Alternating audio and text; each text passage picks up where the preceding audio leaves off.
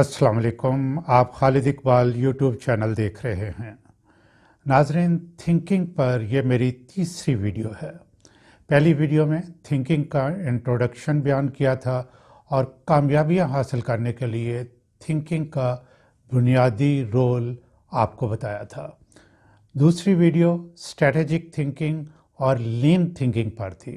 ये दोनों videos YouTube पर मौजूद हैं। मैं आखिर में इनका लिंक भी दे दूंगा, इनको आप ज़रूर देखिएगा। आज हम क्रिएटिव थिंकिंग के बारे में बात करेंगे, ख़ास तौर पर इंसानों की ज़िंदगी में इसकी क्या अहमियत और अफादियत है और इस एबिलिटी को कैसे डेवलप किया जा सकता है और डेवलप करने के बाद इसको कैसे इन्हांस करके अपने मक़ासद के लिए इस्तेमाल किया जा सकता है। सबसे पहले क्रिएटिव थिंकिंग को समझने की कोशिश करते हैं कि ये एक ह्यूमन एबिलिटी है जिसका इस्तेमाल करके हम कोई नई तख्लीक करते हैं, किसी मौजूदा चीज़ या आइडिया या कॉन्सेप्ट को नई जोहत देते हैं। और अगर कोई मसला दरपेश हो, ख्वाह वो साइंसेस में हो, सोशल साइंसेस में हो या ह्यूमैनिटीज़ के एरिया में हो, उसका इंसानी ज़रूरत के मुताबिक हल तलाश करते हैं। क्रिएटिव एबिलिटी को डेवलप करने के लिए मखसूस एरिया जिसमें हम काम करते हैं उसका नॉलेज होना और बल्कि ज़्यादा से ज़्यादा नॉलेज होना बहुत ज़रूरी है। ये यूँ कहिए कि ये एक क्रिएटिव थिंकिंग के लिए ये एक प्रीरेक्विजिट है कि आपके पास उस एरिया का नॉलेज हो, जिससे फिर हम थिंकिंग प्रोसेस को अमल में लाते हैं। लेकिन सिर्फ नॉलेज होना इस बात की ज़मानत नहीं कि कोई क्रिएटिव थिंकर हो सकता है। इसके लिए ज़रूरी है कि अवेलेबल नॉलेज को इस्तेमाल में लाएं और उसको फर्दर बेहतर करके उससे फ़ायदा उठाएं।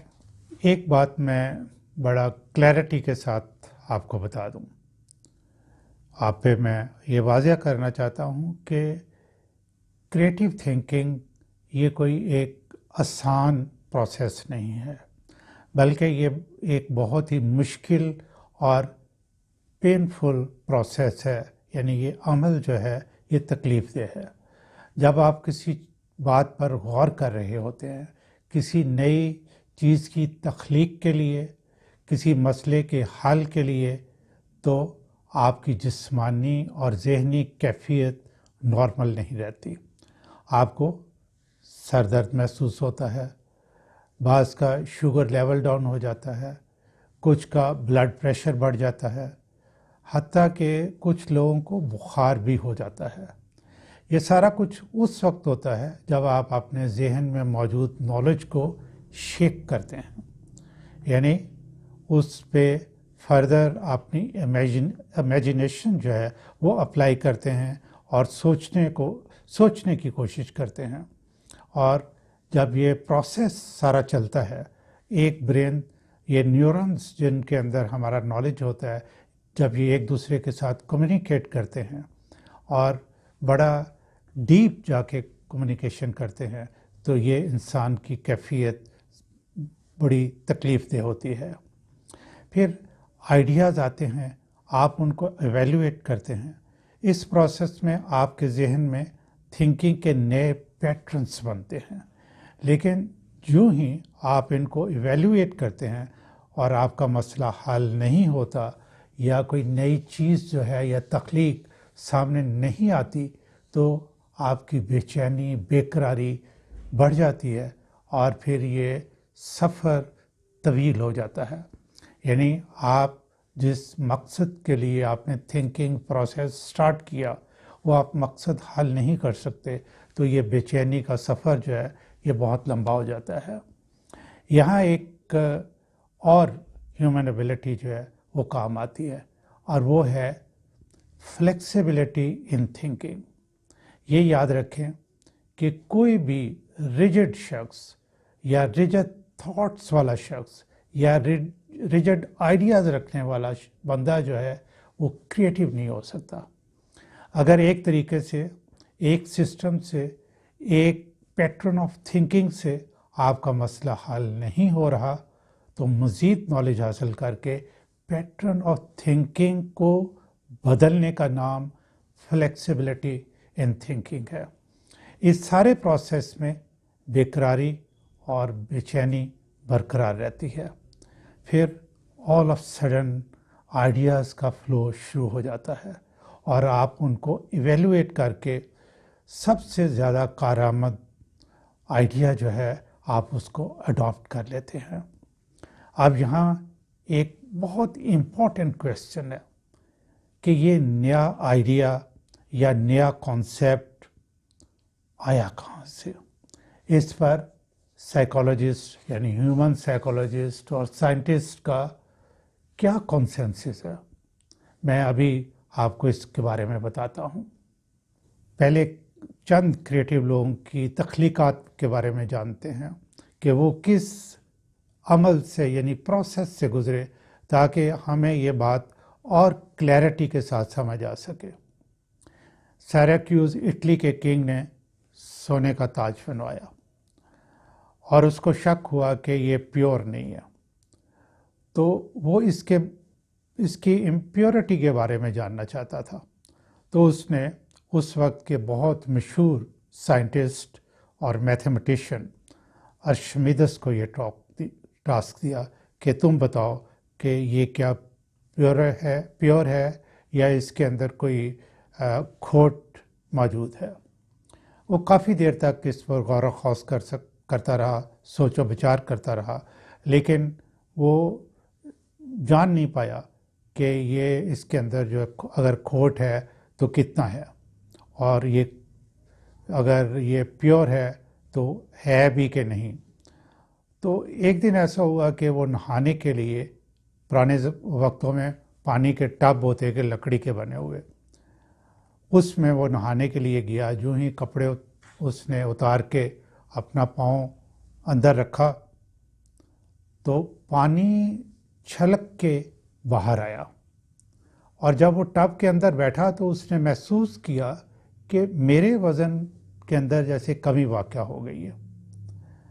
تو وہیں سے وہ باہر بھاگا، کپڑے بھی نہیں پہنے، اور ننگا گلیوں میں بھاگتا ہوا بادشاہ کی طرف جانا شروع ہو گیا اور شاؤٹ کر رہا تھا کہ پا لیا پا لیا پا لیا۔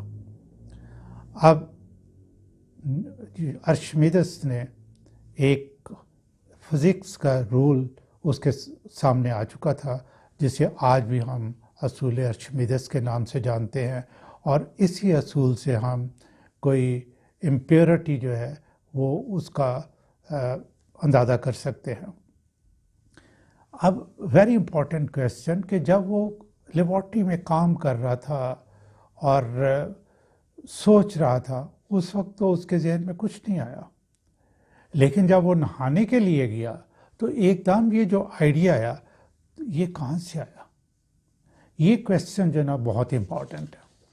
اور ابھی ایک میں اور آپ کو اگزامپل دیتا ہوں کہ نیوٹن کے بارے میں آپ کو بہت مشہور ہے کہ وہ بیٹھا ہوا تھا درخت کے نیچے، سیب گرا تو اس نے ایک بہت مختلف طریقے سے جو نا سوچا۔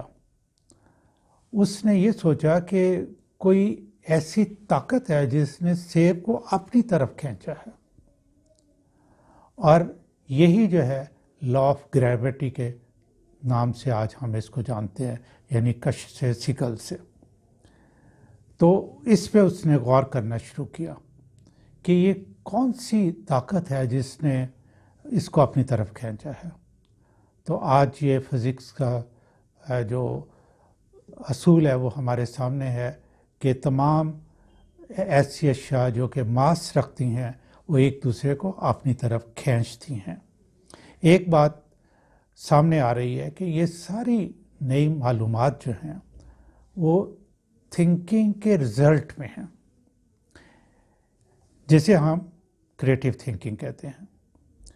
کریٹیو تھنکنگ کا جو بھی رزلٹ ہو، وہ خواہ کسی شعبے میں ہو، اس میں ایلیمنٹس آف نیونیس ضرور ہوتے ہیں، اس میں ایک انوویٹیو رزلٹ ہوتا ہے۔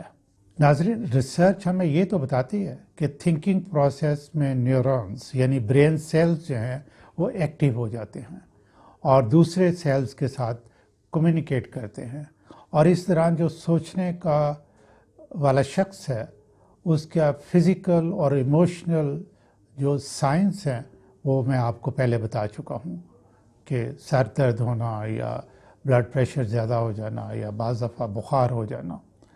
لیکن یہ سوال کا جواب جو ہے ابھی کوئی نہیں دے سکا کہ یہ ڈسکوریز، یہ نئے آئیڈیاز آتے کہاں سے ہیں۔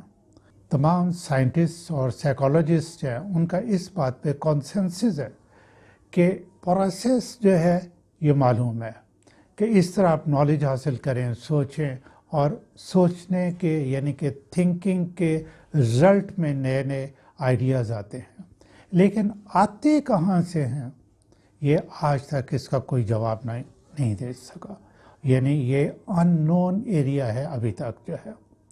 البتہ اس پر میری ریسرچ جو ہے وہ کچھ یوں ہے کہ کریٹیو تھنکنگ کو کچھ ایسے ہم سمجھ سکتے ہیں کہ اللہ تعالیٰ نے قرآن پاک میں فرمایا کہ میں نے انسان کو علم دیا مگر تھوڑا سا، یعنی اس سے یہ ثابت ہوتا ہے کہ اس دنیا میں جتنا بھی علم ہے وہ اللہ تعالیٰ نے انسان کو دیا ہے۔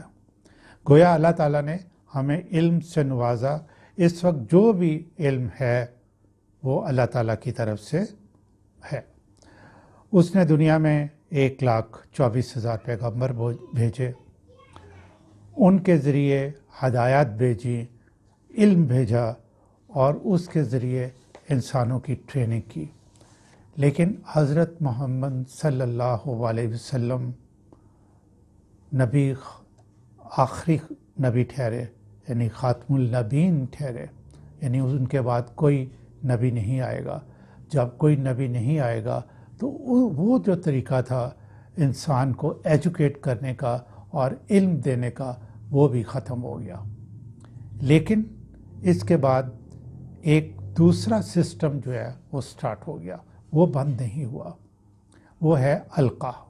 القا عربی کا لفظ ہے اور اس کا مطلب ہے ٹو پور، یعنی انسان نے ٹو پور کے لیے پری ریکوزٹ پورے کرنے ہیں، یعنی کوئی ڈیٹا اور انفارمیشن اکٹھی کرنی ہے، اسے نالج میں تبدیل کرنا ہے اور اس پہ غور و فکر کرنا ہے، یعنی تھنکنگ کرنی ہے، اور اس غور و فکر کے نتیجے میں، تھنکنگ کے نتیجے میں جو ہمارے دماغ میں کوئی نیا آئیڈیا آئے گا وہ القا ہوگا، اور یہ اللہ تعالیٰ ہی القا کرتا ہے، یعنی سوچتے ہم ہیں، جد و جہد ہماری ہے، ڈیٹا ہم کلیکٹ کرتے ہیں، انفارمیشن ہم کلیکٹ کرتے ہیں، اس کو نالج کے شیپ میں ہم لے کے آتے ہیں۔ لیکن یہ جو کریٹیو تھنکنگ ہے، یہ جو نئے آئیڈیاز ہیں، یہ جو قوت ہمارے اندر پور کرتی ہے وہ اللہ تعالیٰ کی ذات ہی ہے۔ اس کو ذرا ایک اور طریقے سے بھی سمجھا جا سکتا ہے، وہ یہ ہے کہ اللہ تعالیٰ قرآن پاک میں فرماتا ہے اذا مرضت فہو یشفین، اور جب میں بیمار ہوتا ہوں تو وہ شفا دیتا ہے۔ لیکن حضرت محمد صلی اللہ علیہ وسلم کے ذریعے ہمیں یہ ہدایت کر دی کہ آپ علاج کریں، یعنی ہمارا جو کام ہے وہ علاج کرنا، ڈاکٹر کے پاس جانا، دوائی لینا، انجیکشن، جو کچھ بھی موجود ہے اس کی ہمیں تگ و دو کرنی ہے۔ ہمارا کام یہ ہے، اور وہ قرآن پاک میں کہہ رہا ہے کہ شفا میں دیتا ہوں۔